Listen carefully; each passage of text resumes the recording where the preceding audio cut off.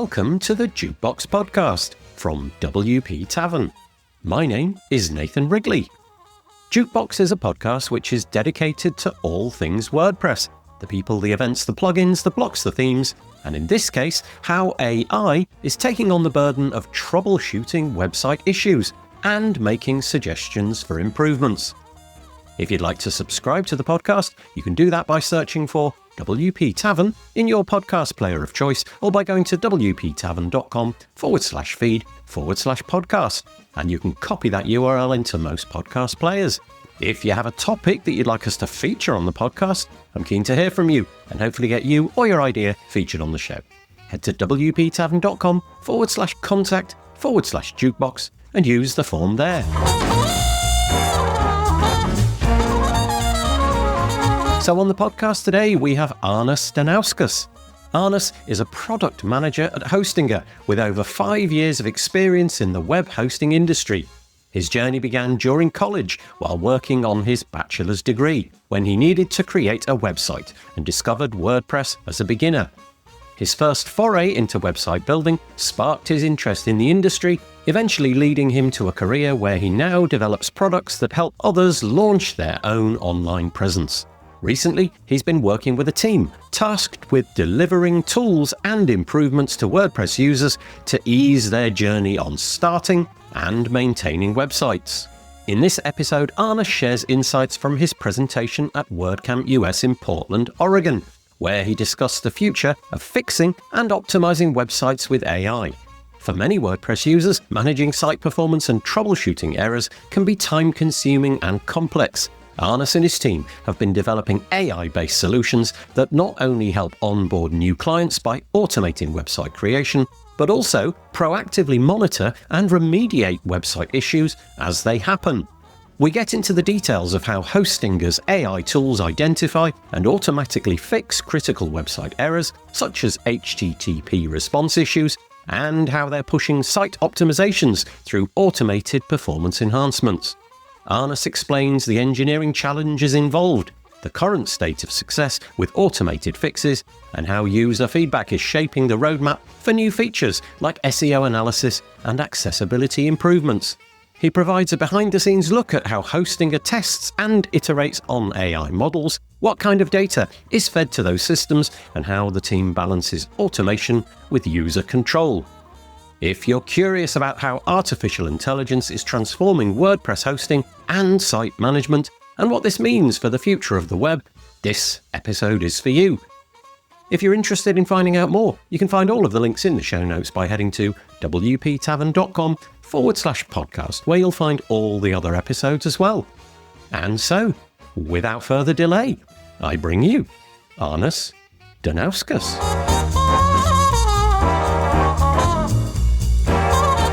I am joined on the podcast by Arnas Donauskas. Hello. Hello, thanks for having me today. You are so welcome. We're here at WordCamp US in Portland, Oregon. It is day 2 of the conference, but it's the first day of presentations and things like that. You are one of the presenters, and during the presentation, you're going to be talking about fixing and optimizing websites with AI. I wonder if we begin the podcast with an introduction to you. So I'd love to find out more about what you do, what your role is at Hostinger, and how you've got yourself in the whole AI space. Yeah, would be glad to give a short overview. As Nathan introduced me, I'm Arnas Donauskas, and I'm a product manager at Hostinger. In the whole web hosting industry, creating a website, I've been for more than 5 years. I think my first interaction with WordPress was actually in my college when I was writing my bachelor's degree. I needed a website at that point of time, and I thought, okay, what should I do? What should I use? And I was very green back in the day. Everyone has to start somewhere. And WordPress came in as one of the first results that I've searched on Google. I gave it a go. At first, there were some challenges, interesting cases, what should I do with it? But then website got up and running. I finished my bachelor's degree, so that was nice. And at Hostinger, I have a team, a squad, where we build various tools for clients who are using WordPress to make their journey smoother, to make their websites management easier, to make a whole interacting with the online presence easier, so they would have tools that could assist them, on day-to-day basis, how to get things done and how, to get their first website started and running as fast as possible. So it seems like the hosting space, this is a really perfect fit for AI, because you presumably are onboarding clients and they have no website. I mean, in many cases, maybe they have, and they're migrating something from one place to another. But I imagine a lot of your clients are brand new. They're starting a new project, a new business, or whatever it may be, and they want to get a leg up in building something quickly. And 5 years ago, no chance. You had to hire somebody. Everything had to be done by a human being. And nowadays, we're seeing the rise of AI in these kind of onboarding processes where you go through some kind of wizard, and at the end, it will spit out some approximation of a website which is suitable for your niche or what have you. And then you go in and you tinker and you make sure it's exactly what you want. Is that the kind of tooling that you're doing, or are you doing something slightly different to that over at Hostinger? Yes, we do have tools that are able to and capable of creating a website with AI prompt. You would tell what your website would like to be. And we have like a WordPress AI website builder that will build you a blog and e-commerce based on the given prompt. So this is already a really head start of all of the things. But also looking from another perspective, it's totally understandable to see people who don't want to build the website with AI, but would like to get guidance how things get done. From one perspective, you can get guidance how to build the website itself. From another, do I need to make any DNS zone changes on my website? And at this point of stage, AI can help all the way through. You just simply ask what you would like to do, what are the settings you want to tweak, and AI can give you a really, really detailed steps, how to change those things.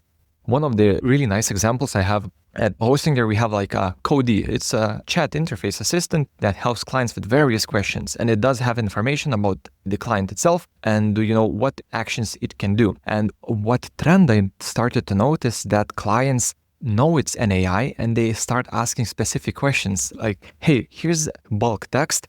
Can you edit that for me? Or can you give me more detailed steps how to do this and this? And the AI just gives those steps and clients just like thumbs up, thanks, have a nice day. And they just go on their thing.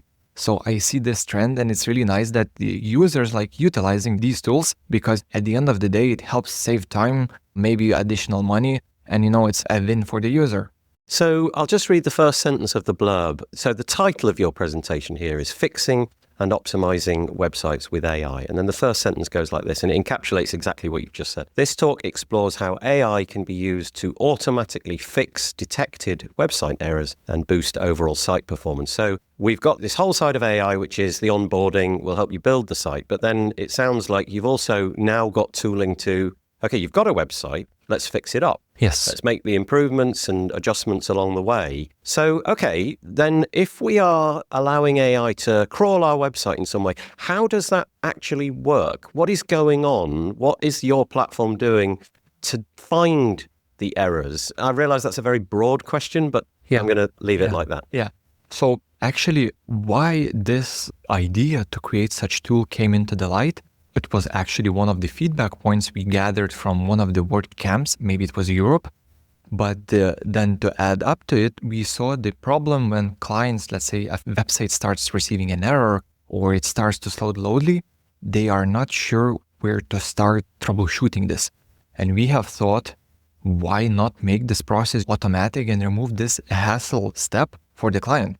So how this tool for troubleshooting the error, how it works. So at all times, we are tracking all of our clients' HTTP status. So basically, if there is no error, it's 200 in most of the cases. There can be a permanent redirect HTTP status, but at all times, we are tracking if it changed to an error code or no. If it did, then we are promptly informing the client, hey, we found an error on your website. It could be a 403 forbidden access or 500 or a critical error.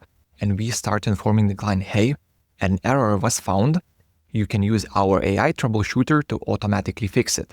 So when the client lands to the interface itself, we already gathered all of the logs. We removed all of the information that should not land for the AI, that he's not using it to troubleshoot the error itself. And then AI has a list of actions it can do, whether it's troubleshooting or optimizing. And then based on the logs and our AI custom given prompt, it determines this is the most likely action that will fix the site's error. Or when it comes to optimizing, here are like the listed settings you need to tweak to make that website go faster.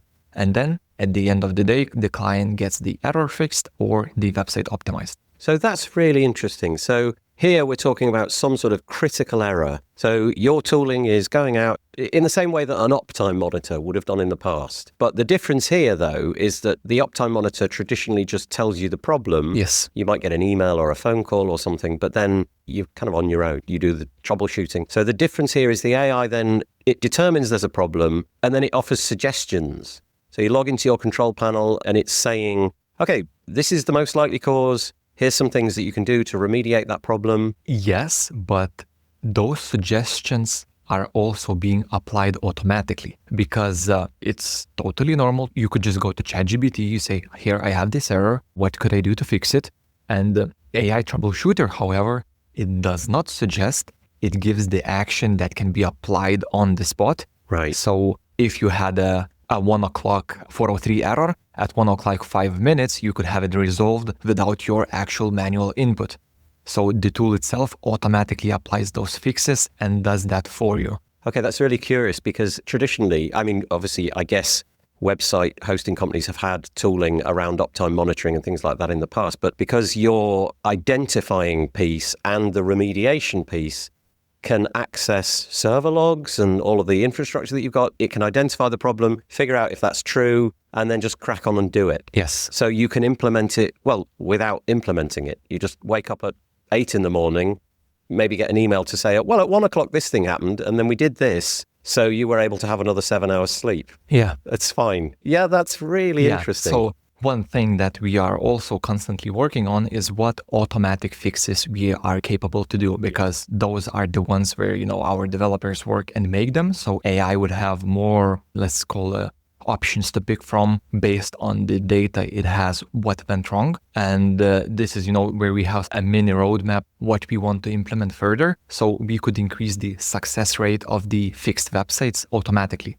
because this is something we also track about, and I will mention this in my speech. So at this point of day, we have a 70% success rate on fixing the website. And how it's being calculated that when a first fix was applied, it was an actual success and that error got resolved. So at this point of day is 70%. And roughly in absolute numbers, we're fixing per month 16,000 of websites. What's the nicest part for me is that for 16,000 of websites, some time was saved. Clients did not have to dig through a lot of information and they got the problem resolved on the spot. Because imagine you have like a working business running, or you expect clients to come in and you get an error. What is the first thing you do? Like, it takes time. So this tool, can prevent these problems and shorten the fixing journey. Yeah, not just time, but it presumably stops you losing revenue. Exactly. And the sort of slightly unquantifiable emotional distress that comes with having a website which isn't working. And obviously, if that's your industry and your business is, e-commerce or something, it's very important that that comes up. So 70% sounds good, but obviously it means that 30% there's not the ideal outcome. What do you do in those scenarios where the thing was not solved? Do you log that, and presumably your team then look at that and figure out over time, okay, how can we get that 30 to 20 to 10 and so on? And do you kind of roll back the remediation so that the thing which didn't work, we unpick that and we just go back to where you were when the error occurred? Yeah, so very good follow-up question on this. So with the 30% that we do, we still run additional fixes. So when we do the first fix, we tracked what changed. And then the further success rate can happen that the website was fixed either on the third try or like the fourth try. So that 30% lowers, but there are cases that none of the fixes helped. And it's totally normal. Bigger websites could be more complex problems, things like that happen. So then we proactively forward the user to our success specialist team who will assist on the spot. And they have all of the logs, what happened, what was tried, and what fixes were applied on the website on the spot. In any case, there are backups that can be reverted without any of the fixes applied. So those 10 to 15% that nothing helped at the end of the day gets a direct help from our success team. So we could still solve or help solve the problem for the user. It's kind of incredible that if we were to just rewind the clock 5 years, the stuff that you've just mentioned was nonsense. It could not happen. Yeah. And yet we've got to the point now where you're saying there's a 70% success rate. I'm quite surprised it's as high as that. So that's amazing. Presumably the ambition is to drive that up to 80 and 90 and what have you. But just the mere fact that it's possible is pretty remarkable, that there's a technology which is kind of got your back. It's this agent running in the background whose job it is to figure this stuff out and you don't have to think about it. And I guess for your industry, hosting in general, I presume a lot of the other companies are doing these kind of things. Over time, this will become the norm. It will just become a laundry list, one of the ticket items on the sales page. It's, we've got your AI agent monitoring the uptime. Remediation is guaranteed. Maybe you'll even get to like 99% of fixes or something like that in time. And it just kind of pushes what we're going to expect from hosting companies like you. That's fascinating, really interesting. Yeah, and as you've mentioned, 5 years ago, it could have been a lot of, let's say, problems or issues making this happen, because at that point of time, you need to chew up a lot of information and, do the thinking on that received information. But now when AI does have quite a powerful approach on this and it's able to handle such a high amount of information, that's when, the heavy lifting is taken to that part. The end users, getting the fixes done. As per norm on all of this fixing, I really would like to see that happen, because it just helps out. You can spend your time on expanding, moving your business further, thinking of the new ideas, what you could do, instead, of maintaining the website. There's like a saying, it's more fun to buy new parts to your car than replace the old ones or do the maintenance parts. So this is, I think, the same thing on the website itself. Yeah, it really does feel like this is going to be the future. And obviously, you've now got these technologies which can make, it's approximating intelligent decisions. Whereas before, it was just sort of, I guess you were going through a binary. Is it this? Yes. Okay, move to the next step. Is it this? No. Okay, go back to this step. Whereas now there can be this whole load of things that you can throw at it. And that brings me to the next question, really. So you've just talked about all the critical things. So the website collapsing, so we do something to remediate that. What about the more, let's say soft things? So for example, maybe it's SEO. We have gone around your website, we've scraped it, a little bit like maybe Googlebot might do, and we've identified SEO problems, or it could be accessibility problems, or it could be, goodness, I don't know, you just used inappropriate language here. We've got a better idea for a UVP at the top of the webpage. Does it stray into that as well? Is it more than just critical failure problems? At this point of day, it's more critical problems and the website is just full on down. But like how I like to view the tools that we are building is whenever you build one tool, you receive clients' feedback, you receive WordPress community feedback, where you can build more tools on top as a continuation to the first one. This is what I really like about all of this feedback culture. This is the upcoming thing, and I think it's only a matter of time when our troubleshooter and the optimizer will appear in the WordPress admin panel, where it will be able to tell you, I see an image has disappeared on your website, just upload it to me, I will fix it to you. Or I see some SEO problems, or like you mentioned, accessibility problems, or that some of the grammar mistakes were found in some of your posts, something like that. So this is only a matter of time.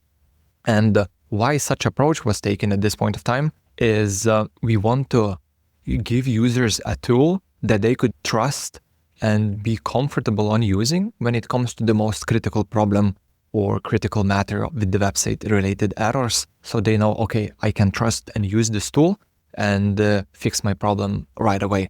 And when that's put on, then we can move to extensive features to the troubleshooter and optimizer as well. Would it be fair to say that you're developing solutions like that, though? Is that the kind of thing which is on your product roadmap to get those kind of tools, the SEO, the image fixing, the alt text identifier, the accessibility identifier, those kind of things? They're in the background, you're building those, they're roadmap items, are they? I would say they are currently planned. Right now, what we have in the more recent backlog is how to reach my personal goal on this is 90% fix rate. We already have some plans how it will be done. So a short sneak peek on it, we basically want to build like a Wayback Machine on our AI troubleshooter. So it would know at any given time what happened to each of the file the customer has on their website. And it would be able to tell you, okay, I see that on this specific date, this single file was changed, and that's what led to a 500 error. I have a safe backup copy for it. I will restore it for you. User confirms. We do the restoration.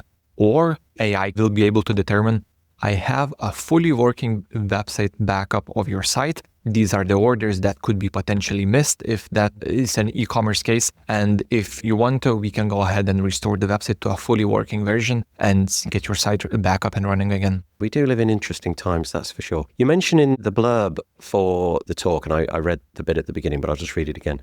So your talk explores how AI can be used to automatically fix detected website errors. I think we've covered that. And boost overall site performance. Now, that's a different piece, isn't it? So if we're now looking at site performance, presumably we're talking about from slow to fast, something wrong to fix. So basically, I'm asking the exact same series of questions, but from a performance point of view, not the site has collapsed and there's an error. What are the things that you're looking for there? To be fair with you, everything. So we look at everything when it comes to website performance. So we do like a benchmark result where we have our starting ground when it comes to optimizing the website. And we are using Google PageSpeed scores. I think it's one of the most popular tools to benchmark the website to see what is loading slowly on it, what could be the potential problems with it.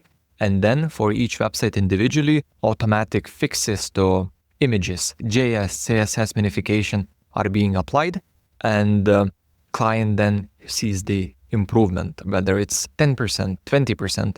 So right now, what we currently have from the data itself, I believe it's been running for 2 to 3 months right now, and we've been gathering data how the websites are being optimized. So on average, mobile page speed score is being increased by 20%, and the desktop is by 10%. But there's a catch to it. These optimization steps are safe. It means nothing bad will happen to the website after the optimization steps. And the next step would be introducing risky steps that can affect how the website looks. What I have in mind by that is lazy loading sometimes can mess up one of the images. It appears slowly or after a while. So these things could happen, but this will be like a separate step informing the client, hey, we did the safe part, but we could push this further with some of the risks. No worries, you will be able to revert everything on the spot if something bad happens. So this will be the next step of it. And I'm really intrigued to see how fast websites can be. Can you modify your hosting environment to be specific to my website, if you know what I mean? So if my website, for example, is, I don't know, a brochure website, I've got 5 pages, you could cache that entirely, really easy to do.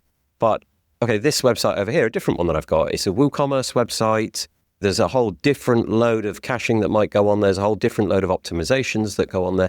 Do you take that burden on, or is it more of a, okay, we've got this thing, you tick a box and now we're going to do the performance thing? Will it figure all that stuff out? Or are there tick boxes where I can go, do this, but don't do this but don't do this? How does it work? So each optimization step to increase the performance is being applied to each website individually. It checks loading slowly right now. There is no possibility to customize the optimization steps that you can do, but we are planning to integrate logic to the AI or like pass the information for each type of website type, what caching should be applied on specific pages, if the image is a landing one or is it like a product image. So to give more extensive knowledge to the AI, so it would be able to better determine how to approach different website types. But for now, what we check is still settings are unique to each website, but not to such extensive customization. You've laid before us a really interesting engineering challenge. These problems exist in terms of performance.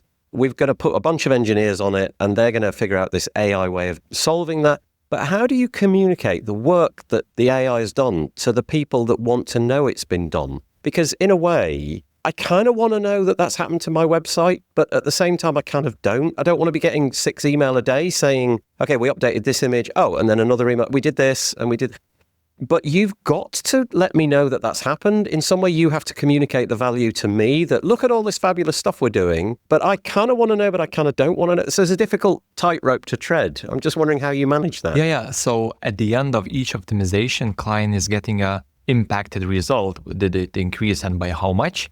And they are getting a full log what was done on the website. And we are also trying to display that log to as most simple things as possible to understand, because some of those settings could sound, very big words, but there's actually very simple things that were done on the website. So we're communicating that part to the users at the end of each optimization as well. Okay, so you're kind of making it easy to understand, basically. Yeah, You're yeah. hoping to use normal language Yeah. to explain something fairly technical. Yeah, Okay. yeah. And summarizing it, not sending an email for every No. single thing. No, no. And presumably over time, the emails become less and less anyway, because let's say I migrate a website to your platform, the AI gets involved, and I'm imagining there's more at the beginning. It's front loaded. Oh, look, there's this and this and this and this. And then slowly over time, oh, there's less. We did it. It's done. But, new plugin, new thing. I'm guessing that you communicate less over time. With such optimization things, yes, via email, I would say it's less via email, more via interface. And I would say that at this point, it's enough for a user to grasp the idea of what was done. Why I say this? Because the amount of time the clients spend in the interface reviewing the optimizations and how many of them interact with it is quite high. I believe with optimizations, it's 70% of the users that actually started the migration completed, all of the interaction with the interface, and they're spending approximately like from 10 to 15 minutes with it.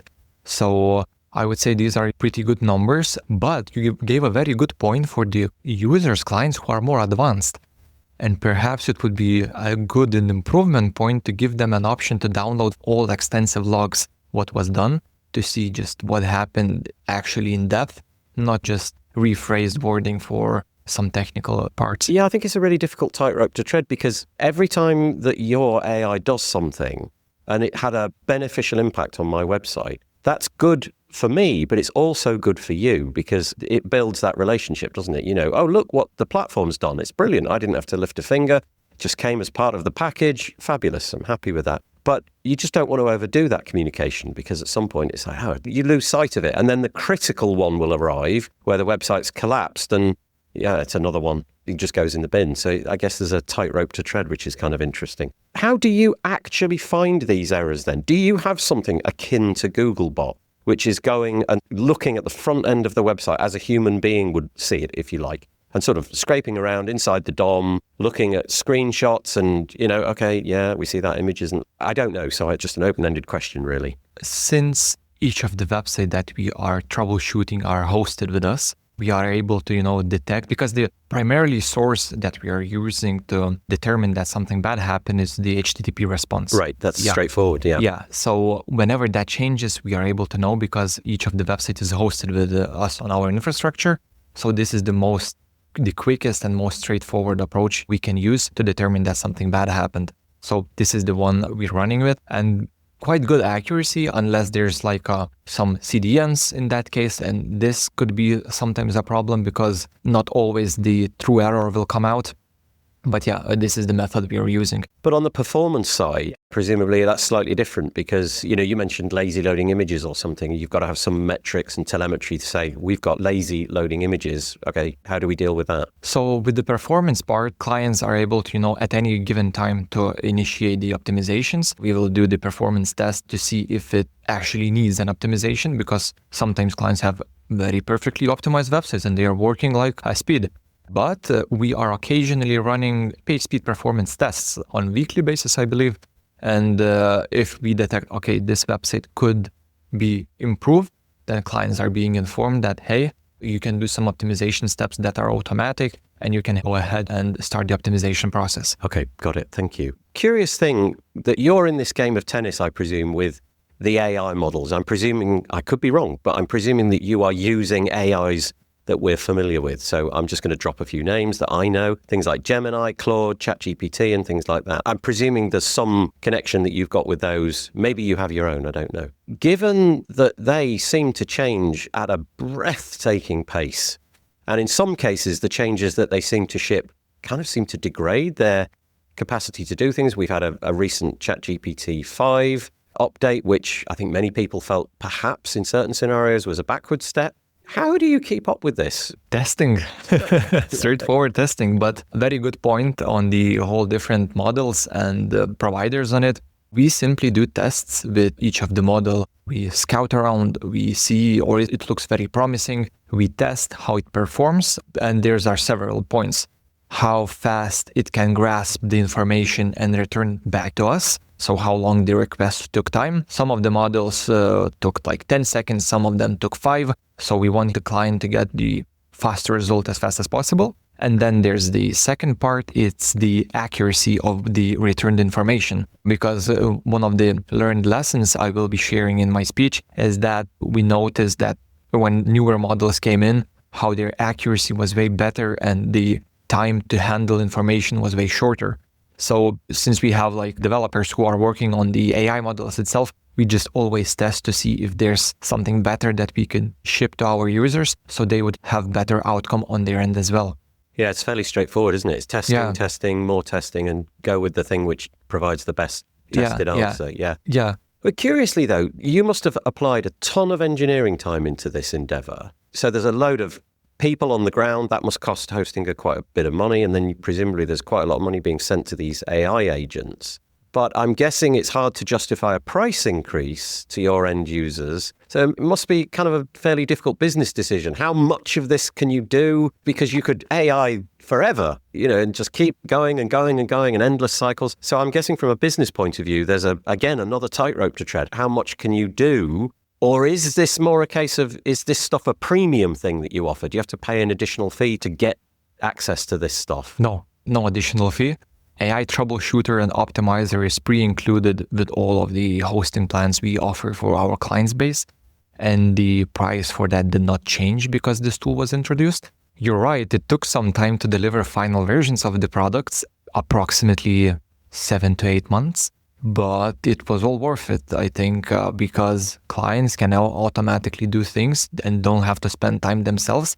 And from a company point of view, we just want to deliver best user experience they could have, and that they could trust us even when the website is down with an error, and how we can solve it and what we can do the quickest, or how to assist user on optimizing the site. It's the market at work, isn't it? Essentially, you're trying to make your offering different and unique and offer something which adds value, and so you take the hit, I guess.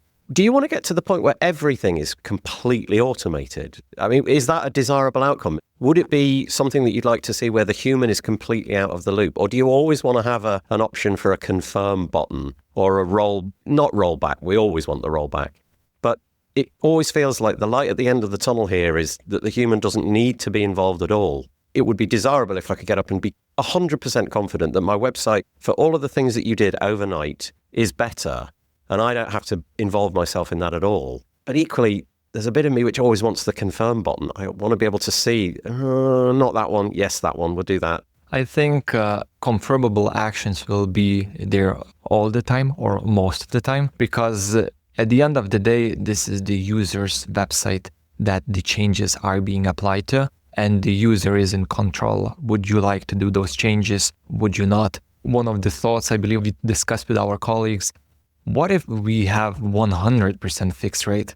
Should we give users an option, just run everything I trust this completely?